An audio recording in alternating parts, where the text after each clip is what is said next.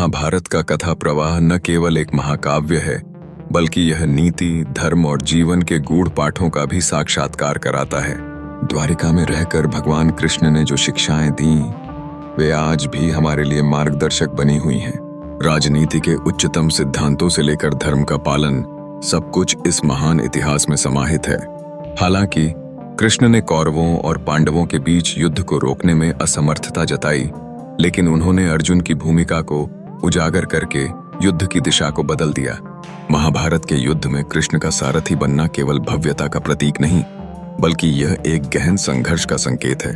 जब अर्जुन ने युद्ध में भाग लेने के संकोच का अनुभव किया, तब श्री कृष्ण ने उन्हें गीता का उपदेश देकर न केवल उनकी शंकाओं को दूर किया, बल्कि उन्हें धर्म की राह पर चलने की प्रेरणा भी दी। यह संदेश आज भी शांति और संघर्ष के बीच चयन करने में मार्गदर्शन करता है।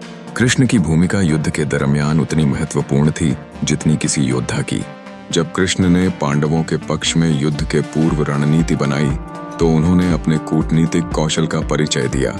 उन्होंने नीति और छल के माध्यम से पांडवों की विजय सुनिश्चित की।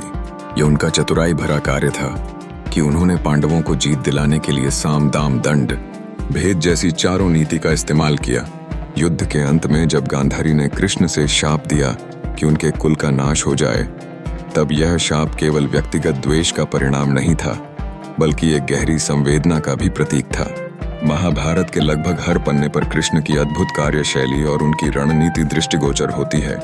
वह सिर्फ एक योद्धा नहीं, बल्कि एक सच्चे मार्गदर्शक, मित्र और परमात्मा भक्त भी थे।